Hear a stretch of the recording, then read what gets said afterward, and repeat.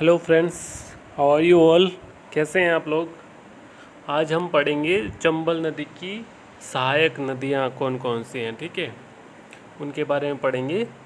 चंबल नदी की सहायक नदियाँ कौन कौन सी हैं। ठीक है, जल्दी पूरा कर लेंगे क्योंकि आपको याद करवाना है मुझे। चंबल नदी की सहायक नदियाँ आपको एक बार याद करवा देता हूँ, फिर हम जो है विस्तार से जो मुख्य सहायक नदियाँ हैं उनके बारे में अलग से वीडियो बनाएंगे। लेकिन अभी छोटे से वीडियो में हम देखेंगे कौन कौन सी सहायक नदियाँ हैं और उनको कैसे याद करें। ठीक है, बहुत जल्दी छोटे से वीडियो में आप पूरा देखिए और जल्दी याद भी हो जाएगा आपको। ठीक है, चलिए मैं बता देता हूँ आपको। यहाँ से चलते हैं, हमारा राजस्थान का मैप हो गया, ये आगे बढ़ते हैं। ये ब्लैंक वाला मैप ठीक रहेगा मेरे ख्याल से। चलिए हम लोग चंबल नदी की जो सहायक नदियाँ हैं उनके बारे में पढ़ेंगे। हमने जो पहले का जो वीडियो था हमने पढ़ा था चंबल नदी का जो उद्गम स्थल है और उसके ऊपर कौन कौन से बांध बनते हैं और उसकी जो सीमा है वो देखिए मैं आपको वापस भी बता देता हूँ, रिवाइज़ कर देता हूँ थोड़ा सा, है ना। शायद आप पहली बार देख रहे हो तो आप एक बार वो वीडियो ज़रूर देख लें। यहाँ पर जो है गांधी सागर बांध बनाता है, कौन, चंबल बनाती है। फिर यहाँ 84 यहाँ पर जो है चित्तौड़गढ़ का बेसरोडगढ़ में 84 नामक जगह पे यहाँ पे अंदर प्रवेश करती है। उसके बाद यहाँ पे राणा साहब प्रताप सागर जो भराव की क्षमता में राजस्थान का प्रथम स्थान पे है। ठीक है, उसके बाद में कोटा और बूंदी की सीमा बनाती हुई, यहाँ पे कोटा और बूंदी की सीमा बनाती हुई, फिर एमपी और राजस्थान की सीमा बनाती हुई। ठीक है, उसके बाद फिर आगे यूपी में चली जाती है, यूपी और एमपी की सीमा बनाती है ना। 150 किलोमीटर्स के आसपास, है ना। 241 किलोमीटर ये राजस्थान एमपी की सीमा बनाती है। ठीक है, इस तरह से जो है चंबल नदी फ्रेंड्स चली जाती है। ठीक है, अभी यहाँ पर देखते हैं हम लोग, यहाँ पर इसकी सहायक नदियाँ कौन कौन सी है। ठीक है, सहायक नदियाँ हम पहले दाहिनी तरफ वाली देखेंगे। यहाँ पर जो है नदियाँ हैं कुछ कुछ। यहाँ पर देखिए सबसे पहले कौन सी है, मेहंदी नदी। ठीक है, ये है आहू नदी जो महन यहाँ से निकलती है एमपी से। ठीक है, तो ये यहाँ से निकलती है और महन एमपी से निकल के जो है आती है झालावाड़ में प्रवेश करती है नांदेड़ में। ठीक है, नांदेड़ में यहाँ पे प्रवेश करती है, यहाँ पर नांदेड़ नामक जगह पे झालावाड़ में। ठीक है, और उसके बाद में जो है यहाँ तक आती है। फिर इधर से जो है आपकी एक और नदी निकलती है, वो देवास एमपी से निकलती है। कहाँ से निकलती है, वो भी देवास एमपी से निकलती है और उसका नाम है काली सिंध। ये हो गई आहू। फर्स्ट नंबर 1 पे कौन सी हो गई, नंबर 1 पे आहू फ्रेंड्स। दाहिने तरफ से नंबर 1 पे आहू लिख लेना, मेहन से निकलती है। ठीक है, और कहाँ पर, नांदेड़ में जो है राजस्थान में झालावाड़ में प्रवेश करती है। उसके बाद में आपका जो सेकंड नंबर की जो नदी है वो कौन सी है, काली सिंध। ठीक है, काली सिंध, मैं ऐसे लिख देता हूँ, काली लिख लेता हूँ। ठीक है, काली सिंध। ओके, चलिए मैं काली सिंध लिख लेता हूँ, भूलना नहीं आप लोगों को। सेकंड नंबर की कौन सी होगी, काली सिंध हो गई। काली सिंध जो है रामपुर जो है झालावाड़ में प्रवेश कर जाती है, रामपुर नामक जगह पे, यहाँ पे। ठीक है, उसके बाद में दोनों मिलती कहाँ पर है, यहाँ पर मिलती है, यहाँ पर मिलती है। और यहाँ पर जो एक फेमस जगह का नाम है दोस्तों वो क्या है, गागरोन। क्या नाम है, गागरोन का किला आप लोगों ने सुना होगा। ठीक है, यहाँ पर लड़ाई हुई थी। आप इतिहास, हम लोग हिस्ट्री का जो टॉपिक लेंगे उसमें अच्छे से समझाऊंगा, लेकिन आपको याद रखना है दोनों का जो संगम स्थल है वहाँ पर गागरोन का जो है, गागरोन नामक जगह पर जो है दोनों मिलती हैं। वहाँ पर फेमस एक किला भी है, दुर्ग है। ठीक है, जहाँ की फेमस लड़ाइयाँ हुई है, आप इतिहास में अच्छे से पढ़ेंगे। ठीक है, उसके बाद में थोड़ी सी आगे चलते हैं हम लोग, थोड़ा सा आगे चलते हैं और यहाँ पर जो है एक नदी जो है मिलती है, वो एमपी के मंदसौर ज़िले से निकलती है और सीधी जो है यहाँ मिल जाती है झालावाड़ में जाके।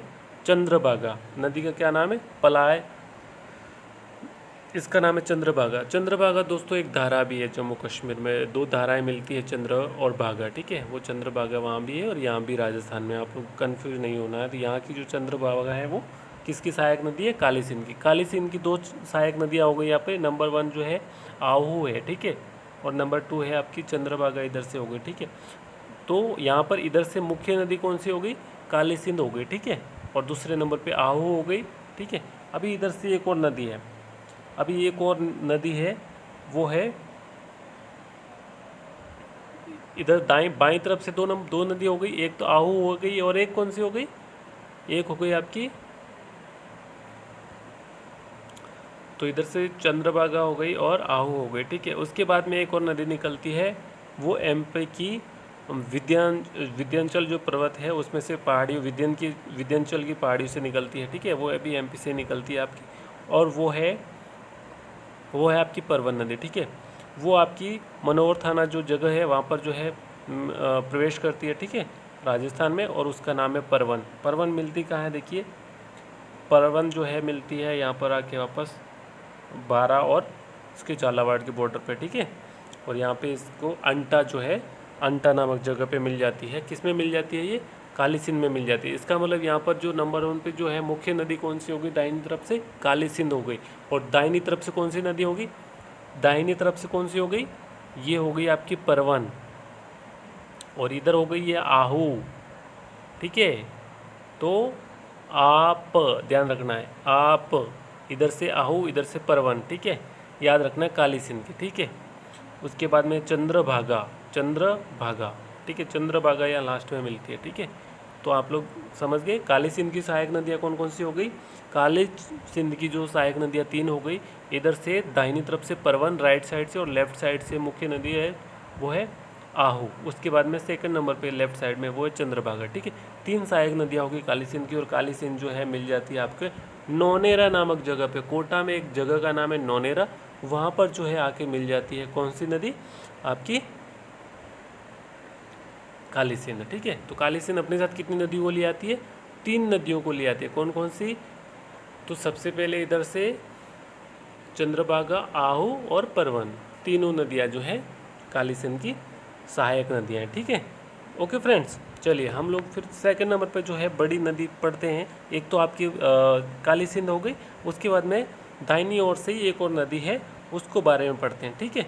वो भी एमपी के सीहोर जिले, सीहोर जगह से निकलती है, और बारां में जो है ना, बारां में प्रवेश कर जाती है, और उसका नाम है पार्वती। क्या नाम है दोस्तों, फ्रेंड्स, पार्वती नदी बारां के करियाहट नामक जगह पे जो है एंटर करती है, करियाहट में, ठीक है। बारां के करियाहट, सीहोर से निकलती है और बारां के करियाहट नामक जगह पे जो है पार्वती नदी राजस्थान में प्रवेश करती है। कहाँ पर, बारां जिले में, ठीक है। और सीधी कहाँ मिल जाती है, पलिया, पलिया नामक जगह पे कोटा में ही मिल जाती है। कहाँ पर, चंबल में। पालिया नामक जो जगह है कोटा में, वहाँ पर मिल जाती है, याद रखिएगा आप लोग, पालिया नामक जगह, ठीक है, वहाँ पर मिल जाती है पार्वती नदी। तो मुख्य नदी दाहिनी तरफ से कौन कौन सी होगी, काली सिंध और पार्वती, ये दोनों बड़ी नदियाँ हैं, ठीक है, बड़ी नदियाँ हैं। पार्वती, काली सिंध की 3 सहायक नदियाँ हैं, वो याद रखने वाली नदियाँ हैं, तो मैंने आपको बता दिया, आप लोग याद रखिएगा, इनसे प्रश्न जरूर बनता है, ठीक है। चलिए उसके बाद में आपका जो है पार्वती हो गई। पार्वती सीहोर मध्य प्रदेश से निकलती है और कहाँ जाती है, पलिया नामक जगह पे, पालिया नामक जगह पे कोटा में जाके चंबल में मिल जाती है, ठीक है। करियाहट नामक जगह पे बारां जिले में प्रवेश करती है, आपको ये याद रखना है, ठीक है।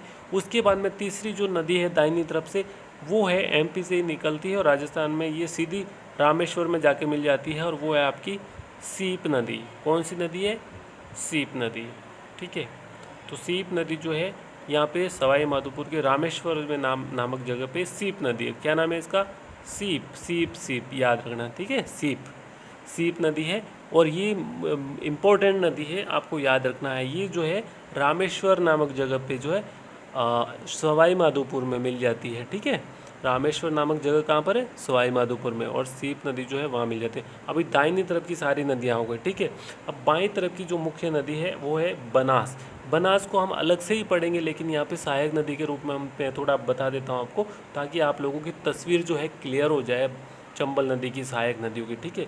उसके बाद में एक छोटी सी नदी है यहाँ पर एक नदी है छोटी सी, जो नौनेरा के पास में एक आके मिल जाती है ना, जो मेज नदी। बाईं तरफ से एक छोटी नदी है, वो है मेज नदी। मेज नदी पर मेज बांध बंधा हुआ है, ठीक है, ये याद रखें आप लोग, इसको भी हम थोड़ा अच्छे से पढ़ेंगे, ठीक है। चलिए उसके बाद में है आपकी खमनोर की पहाड़ियों से निकलती है राजसमंद। खमनोर कहाँ पर है, राजसमंद में। खमनोर नामक जगह जो है राजसमंद में, वहाँ से निकलती है कौन सी नदी आपकी, वहाँ से निकलती है आपकी खमनोर से निकलती है बनास नदी, ठीक है। और बनास नदी जो निकलती है आके सीधी कहाँ मिल जाती है, यहाँ पे मिल जाती है। कहाँ पर, यहाँ मिल जाती है रामेश्वर में, और यहाँ पे बनता है त्रिवेणी संगम। त्रिवेणी संगम कहाँ बनता है, चंबल नदी पे, तो रामेश्वर नामक जगह सवाई माधोपुर में, ठीक है। कौन कौन सी नदी, तो ये है बड़ी नदी बनास और सेकंड नंबर की नदी सीप, और दोनों मिलके यहाँ पर क्या बनाती है चंबल में, त्रिवेणी संगम। संगम का मतलब 3 नदियों का संगम मिलना होता है जहाँ पर, उसको बोलते हैं त्रिवेणी संगम। ठीक है, तो कौन कौन सी नदियाँ 3 हो गई, इधर से सीप आ गई, इधर से चंबल आ गई, सॉरी इधर से बनास आ गई और इधर से चंबल आ गई, तीनों मिल गए तो क्या हो गया, त्रिवेणी संगम हो गया। ठीक है, ओके, चलिए बहुत अच्छी बात है, यहाँ तक आपको पता चल गया। ये हो गई आपकी चंबल नदी की सहायक नदियाँ, आपको याद रखना है, अच्छे से भूलना नहीं है। ठीक है, ये छोटा सा वीडियो है, मैंने आपको सिर्फ ये सहायक नदियाँ जो है इसको याद करने के लिए बनाया था। आप लोग याद कर लें, इसको भूलें नहीं। ठीक है, भूलना नहीं है, आपको सिर्फ याद कर लें, फिर विस्तार से इन नदियों के बारे में और पढ़ेंगे, लेकिन अभी सिर्फ याद करने के लिए ये वीडियो बनाया है। ठीक है, तो बाईं तरफ से मुख्य नदी कौन सी है, बनास। दाहिने तरफ से मुख्य नदी कौन कौन सी है, काली सिंध, पार्वती और सीप।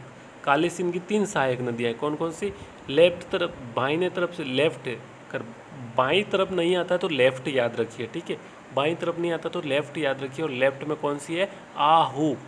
आहू, ये आहू है और ये है आपकी परवन।